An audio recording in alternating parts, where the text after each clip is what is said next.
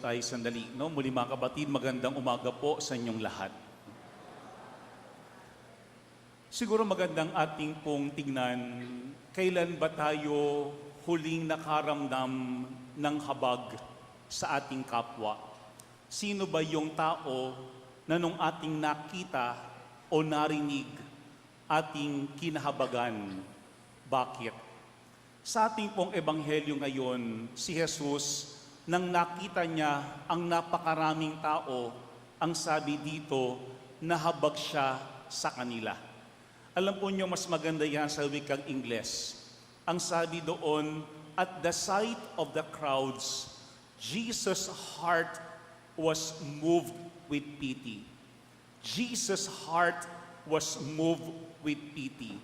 Yung habag. Pwede naman na ang anak ng Diyos walang emosyon, walang pakiramdam. Pwedeng siya ay nakatutok lamang sa kanyang misyon o sa kanyang trabaho na iligtas ang sanlibutan. Pero sa ating ebanghelyo, ating nakita na si Jesus ay hindi lamang Diyos na Diyos, kung hindi taong tao. May nararamdaman at yung kanyang naramdaman ay pagkahabag sa mga tao. Siguro magandang ating tignan din sa ating ebanghelyo, ano ba yung dahilan? Bakit si Jesus ay nahabag sa mga tao? Why is it that the heart of Jesus was moved with pity for the crowds? Dalawa ang dahilan ayon sa ating ebanghelyo. Ang sabi diyan, sapagkat sila ay lito at lupaypay. Lito at lupaypay. Alam po nyo, ibang-iba yan sa wikang Ingles. Kasi po yung wikang Ingles, ang sabi doon, because they were troubled and abandoned. Troubled, abandoned. Kapag sinasabi nating lito, confused, hindi yan troubled. Pag sinasabi nating troubled, ay nababalisa o kaya nababagabag. Pag sinasabi nating lupaypay, sa wikang Ingles, weary or tired. Pero ang sinasabi sa English translation, abandon, iniwanan, pinabayaan. Siguro yan po yung ating pagnilayan ngayong araw na ito. Yung pong dalawang salita, dalawang dahilan, bakit si Jesus ay nahabag sa mga tao. Una, because they were troubled. Sila ay nababalisa at nababagabag. Marami raw dahilan bakit tayo bilang mga tao nababalisa o nababagabag. Pwedeng dahil mayroong namatay na kamag-anak, pwedeng dahil mayroong malubhang karamdaman, maaaring may mga tao na ayaw tayong kausapin o ayaw nating kausapin, maaaring mayroong problema halimbawa sa trabaho o kaya hanap buhay, o kaya kailangan baguhin mismo yung ating uri ng pamumuhay.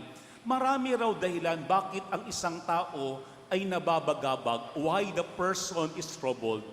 Pero meron akong nabasang article sa internet nung isang araw. Ang sabi doon, kapag tayo ay troubled at nababagabag, tatlong bagay yung kailangan nating gagawin. Ano yun? Yung una, identify the root cause. Identify the root cause. Tignan natin, bakit tayo nababagabag? Saan ba nanggagaling yung ating pakiramdam ng pagkabalisa? Saan ba yun talaga nagmumula? Kasi baka may mga pakakataon daw, yung ating tinutugunan lamang ay yung mga superficial symptoms kapag tayo ay nababagabag o nababalisa. Pero hindi yung root cause, yung talagang pinanggagalingan, yung talagang dahilan ng ating pagkabagabag o pagkabalisa. Dati meron akong kausap na isang tatay na matanda na. Ang sabi niya sa akin, Father, yung pong anak ko matanda na, pero hanggang ngayon umaasa pa rin sa akin. Ang dami-daming niyang mga problema sa buhay at kada kibot, laging ako ang tumutugon sa kanyang mga problema. Ang sabi niya, Father, kahit po ako ngayon ay merong mga utang para lamang matulungan po yung aking anak. Ang sabi niya sa akin, pero Father, parang hindi naman natututo, parang hindi naman talaga nagtatanda. tama po ba yung ginagawa ko? Ang sabi ko sa kanya, ang totoo po ay hindi. Kasi maaaring bilang magulang, gusto niyo pong tulungan ang inyong anak. Pero baka imbis na makatulong, mas nakakasama pa. Kasi siya ay hindi na gumagawa ng paraan para masolusyonan mismo yung kanyang problema. Kaya dumating na mismo sa punto na kayo na mismo ang may problema na dapat yung anak nyo mismo ang humaharap. Ang sabi ko sa kanya, hindi na po kayo bata, tatay. Matanda na po kayo. Paano po kapag dumating yung panahon na wala na kayo? Saan at ano ang gagawin na po ng inyong anak? Kawawa po siya. Ang sabi ko sa kanya, ang mahalaga po, tutukan nyo at turuan nyo ang inyong anak paano haharapin talaga mismo yung pinanggagalingan ng problema sa kanyang buhay. Hindi pwedeng kayo lamang lagi ang sumasalo para sa kanya. First is we have to identify the root cause. Kasi baka may mga pakakataon yung superficial symptoms lamang ang ating tinutugunan. Pero alam ba talaga natin saan nanggagaling yung ating pagkabalisa? Ano ba yung dahilan ng mga pagkabagabag sa ating mga puso, sa ating kalooban? Pangalawa, ang sabi ng article, when we are troubled, ang ating kinakailangan gawin, brainstorm solutions. Tingnan daw natin ano yung posibleng gawin para matugunan yung mga problema sa ating buhay.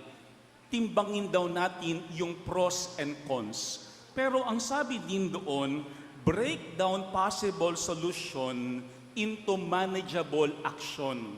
Yung pong salitang yun, manageable action. Kasi baka minsan tayo ay na-overwhelm na napakadaming trouble at problema sa ating buhay. Ang ating laging tanong, saan tayo magsisimula? Para bagang bahayaan na napakagulo, napakaraming kalat. Kapag tinignan mo yan, parang ikaw mismo, hindi mo alam ang gagawin. Pero kailangan nating tutukan halimbawa ang isang bahagi o parte muna ng ating tahanan para unti-unti merong naaayos, merong nalilinis. Kasi baka dagdag tayo ng dagdag ng mga problema pero wala namang talagang solusyon tayong nakikita at ginagawa. Yan daw ang pangalawang mahalaga, brainstorm solutions. Alam po nyo dati, merong isang nanay, ang sabi niya sa akin yung kanyang anak, nalulon sa online gambling. At para matugunan yung kanyang online gambling, ang kanyang ginawa, nag-online loan. Kaya patong-patong yung kanyang problema. Ang sabi niya, Father, yung anak ko hindi na makatulog kasi siya ay laging kinukulit ng kanyang mga inutangan. Pero lagi naman siya nagsusugal online. Ang sabi ko, alam po nyo, kailangan yung tutukan yung inyong anak. Patigilin yung kanyang bisyo ng pagsusugal. Bakit? Kasi kung siya'y utang ng utang at sugal ng sugal, ay walang mangyayari po dyan. Paikot-ikot lamang yung problema.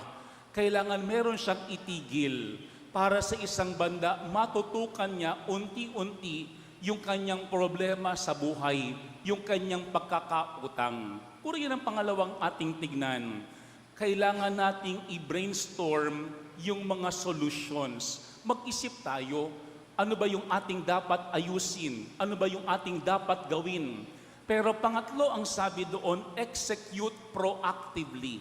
Ibig sabihin, kung alam natin yung solusyon at dapat gawin, gawin natin. Kasi minsan, we procrastinate.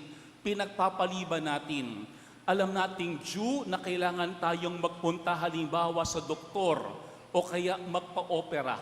Pero sinasabi natin sa na lamang, darating din ang panahon, wag muna ngayon.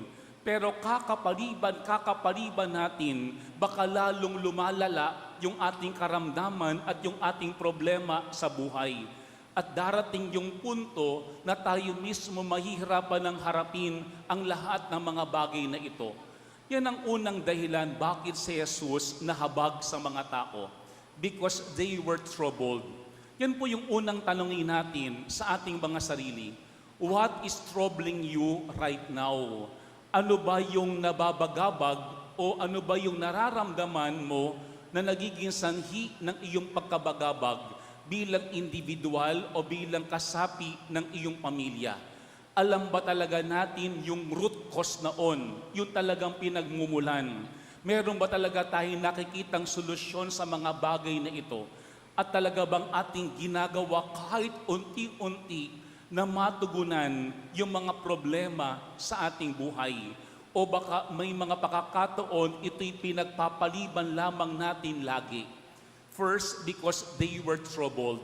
Pero pangalawa, yung dahilan daw bakit si Jesus ay nahabag, because they were abandoned like sheep without a shepherd.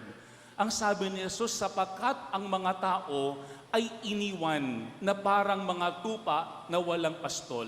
Tingko mas mahirap yun kaysa being troubled. Yung bang ikaw ay nababalisa na, yung ikaw ay nababagabag na, pero walang tumutulong sa iyo. Pero yung inaasahan mong nandiyadyaan, biglang nawala o bigla kang iniwanan. Ito yung pangalawang ating tignan. No? Sa ating bang buhay, mayroon ba tayong karanasan of being abandoned? Maaaring abandoned by your husband, by your wife, by your friend, by our parents, even by your children, or by your even siblings. Kailan ba naramdaman natin na parang tayo ay iniwan, pinabayaan, o kaya pinagpalit sa iba? Alam po nyo, nung isang araw, nanonood ako sa interview sa YouTube kay Dr. Vicky Bello. Of course, we know her. Pero ang sabi ni Dr. Vicky Bello, public knowledge na siya ay ampon. Pinimagay siya ng kanyang magulang no siya ay bata pa. Pero ang sabi niya sa school, nung siya'y bata pa, tinatanong siya ng kanyang mga kaklase, bakit ka pinamigay ng iyong magulang? Ang sagot daw ng isa niyang kaklase, kasi mataba siya. Ang sagot ng isa niyang kaklase, kasi pangit siya. Kaya siya'y pinamigay ng kanyang mga magulang. Ang sabi niya, yun daw ay naging traumatic sa kanya para naging scar sa kanyang kalooban na siya ay ipinamigay ng kanyang mga magulang. Kaya naisip niya, ang sabi niya, pag ako'y lumaki na, gagawa ako ng paraan para yung tao manatiling maganda at manatiling sexy. Para hindi iwan, hindi ipamigay, o hindi ipagpalit sa iba. Siguro mga kapatid, magandang ating tingnan niyaan. Kasi kapag ang isang tao nakaramdam, hindi lamang ng pagkabalisa, o pagkabagabag, kung hindi yung being abandoned, meron niya ang repercussion mismo, meron niyang epekto sa kanyang sarili. Sabi sa isang article sa internet, 3 yung pwedeng maging bunga ng abandonment sa atin. Una, ano yun? Self-sabotage. Yung bang may mga tao, dahil iniwan o pinagpalit dati, walang relasyon na nananatili o tumatagal. Bakit? Kasi sila mismo ang unang umaalis. Sila mismo ang unang lumalayo. Bakit? Kasi pakiramdam nila, iiwan din naman ako niyaan. Kaya ako na ang unang aalis. Kaya nga yan ang unang mahalaga daw na ating tutukan, yung self-sabotage. Kasi baka may mga tao na talaga namang pwedeng pagkatiwalaan natin o talagang nagmamahal at nagmamalasakit sa atin. Pero baka tayo mismo ang layo ng layo because of our past hurts and scars. First, self-sabotage. Pangalawa, minsan din daw, ando doon yung toxic relationship loops. Ano yun? Yung kahit alam mong hindi maganda, yung iyong relasyon ngayon, hindi ka umaalis. Bakit? Kasi takot ka na maiwan uli. Takot ka na mag-isa. Alam nyo, dati meron akong nakausap na isang babae. Ang sabi niya sa akin, yung kanyang asawa, nangangaliwa, merong kabet. Pero ayaw na ayaw niyang iwan. Ang tanong ko, bakit po? Ang sabi niya, Father, kung iiwan ko siya, ano po mangyayari sa akin? Paano po ako kapag ako'y nag-iisa na? Wala po akong trabaho, wala po akong hanap buhay. Hanggang ngayon, umaasa po ako sa aking asawa. Alam niya na hindi na maganda yung relasyon na yun para sa kanya. Pero ando doon yung kanyang fear of being alone. ayaw niya ng mag-isa. Kaya kahit hindi maganda yung kanyang relasyon, pinipili niyang manatili kaysa siya mismo ay mangulila. Yan daw, pangalawa, minsan ang nagiging produkto ng abandonment sa atin. Yung toxic relationship loop. Para bagang paikot-ikot yung unhealthy relationship sa atin. Pero pangatlo, yung coping mechanism. Kaya nga may mga pakakataon, yung tao, nawawala na sa kanya yung trust kahit kanino. O kaya yung kanyang salita, palaging pabalang o laging galit. O may mga pakakataon, pakiramdam niya, lagi siyang merong sakit o merong pagdududa sa kanyang kapwa. Kasi ang lahat ng iyan nagmamanifest mismo sa kanyang kilos, sa kanyang relasyon sa iba. Ito po yung pangalawang ating tignan, abandonment. May mga pakakataon ba na tayo ang iniwan o baka namang sa isang banda, tayo mismo ang nang iwan? At ano ba ang naging epekto noon sa ating kapwa, sa ating pamilya, na parang sugat na hanggang ngayon hindi gumagaling o nahihilom? Pero maganda po yung ending ng ating ebanghelyo. Sapagkat ang sabi diyan ni Jesus sa kanyang mga alagad, sagana ang aanihin, ngunit kakaunti ang mag-aani. Idalangin ninyo sa may-ari ng anihin na magpadala siya ng mga manggagawa sa kanyang aanihin.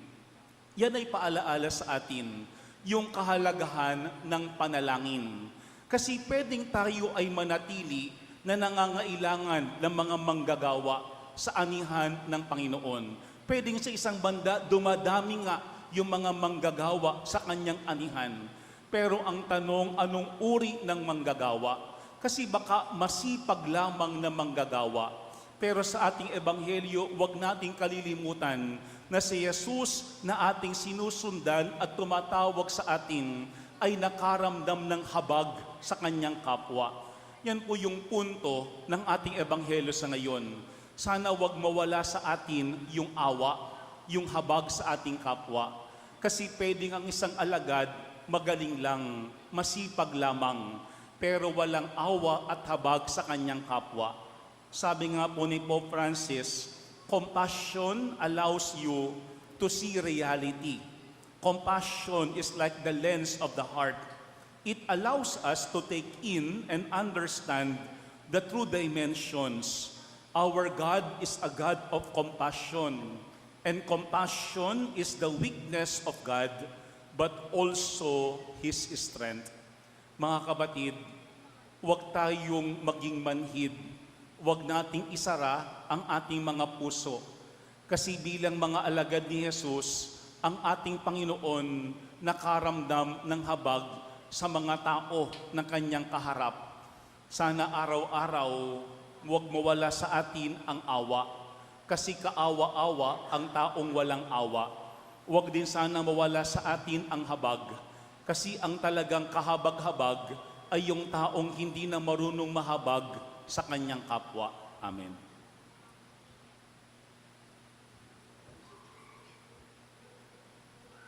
Magsitayo po ang lahat. Ipahayag natin ngayon ang ating